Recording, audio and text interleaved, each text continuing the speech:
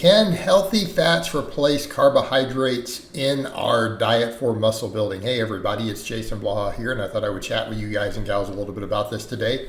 This is a topic where I've discussed a number of the times over the years that we actually have a couple different approaches, So, I've had people come to me, they're like, what do you recommend for your clients? I'm confused sometimes. Do you promote really high carbohydrate with lower fat, or do you promote higher fat with lower carb? Because I've seen you kind of do both. I've seen you promote both.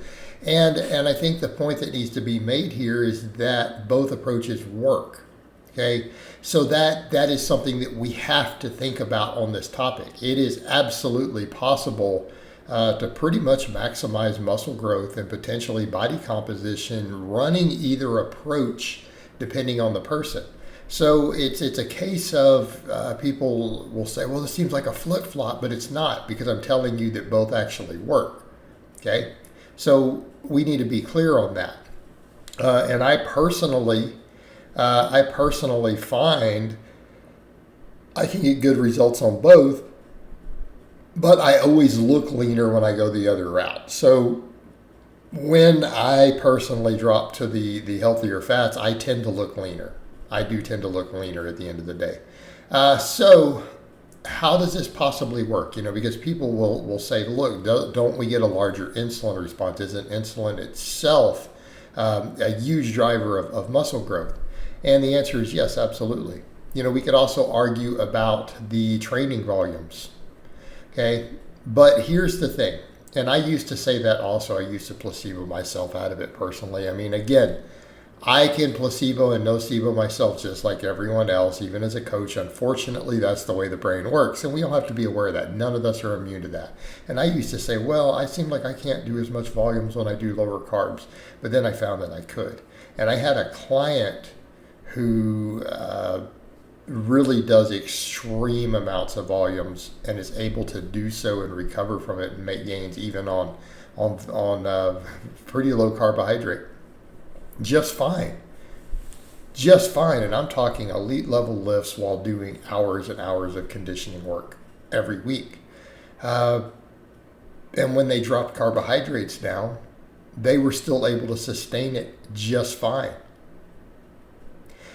So I've always kind of been resistant previously to that data, but if you look at some of the studies that were out there, it was interesting enough.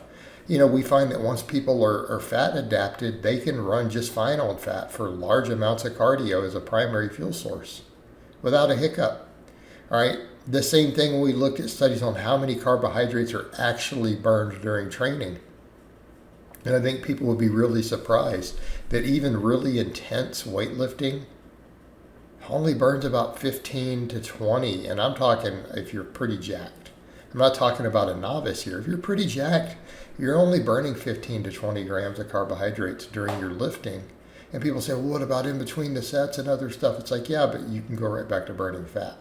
Okay, so our point here, do we really need that many carbohydrate to pull it off? And we don't seem to really need it if we've got the healthy fats, because number one, you're going to get trace amounts of carbohydrates unless you're doing something really crazy like a carnivore diet. So if you're eating vegetables and some nuts and some dairy and stuff, you are probably getting sufficient carbohydrate to fuel your training unless your calories themselves are too low.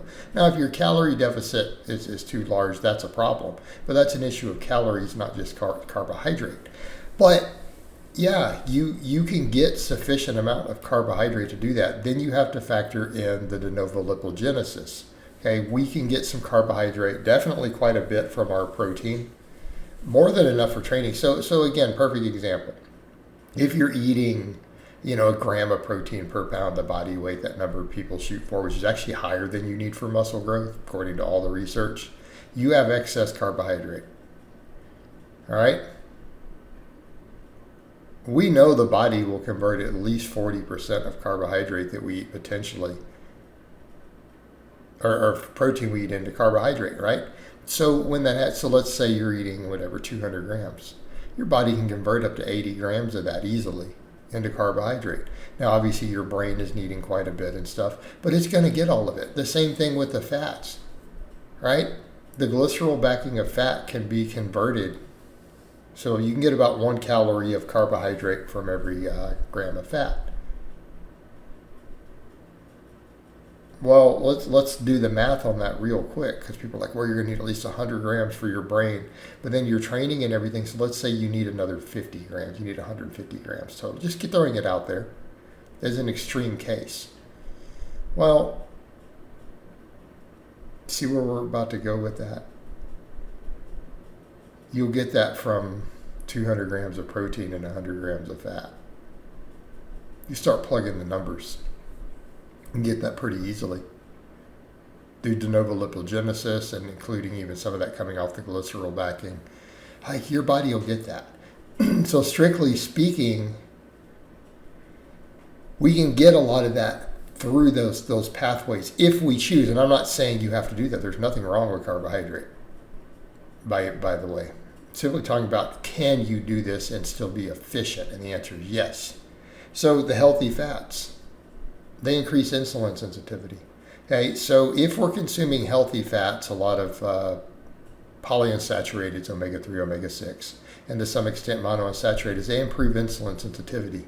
So that means that even the insulin response from the protein you eat is going to be intensified at the level of the muscle cell. So therefore, we talk about that insulinogenic response from carbohydrate, but if your insulin sensitivity is super high because you train really hard, because you're eating all the healthy fats, what's going to happen? You're still going to get a very large insulin response even from the protein you eat in terms of the muscle tissue. The response may not be high, but your muscles will perceive it as high. You won't need as much. So we come back over to, if your diet is very high in protein, healthy fats can easily, from a calorie perspective, replace carbohydrate, and you'll be just fine. You'll be just fine in terms of gaining muscle. You'll just be just fine in terms of all that. In fact, you can make phenomenal gains. Okay, and keeping in mind, we've got studies now showing on omega-3s and stuff that literally polyunsaturated fat intake, high intakes, are linked to enhanced body composition, both gaining muscle and losing fat. So our diet can be comprised mostly of those things. They can be comprised of very high protein and healthy fats with lower carbohydrate, and you can gain muscle just fine. You'll have good inflammation control, good recovery. Okay? Strictly speaking, we don't have to, as long as healthy fats are at a sufficient amount. Again, we're not talking about sitting around eating bacon all day. Okay? Bacon and butter. I'm talking about a healthy diet. Steak, avocado, some nuts, right? Stuff like that. You can optimize muscle growth.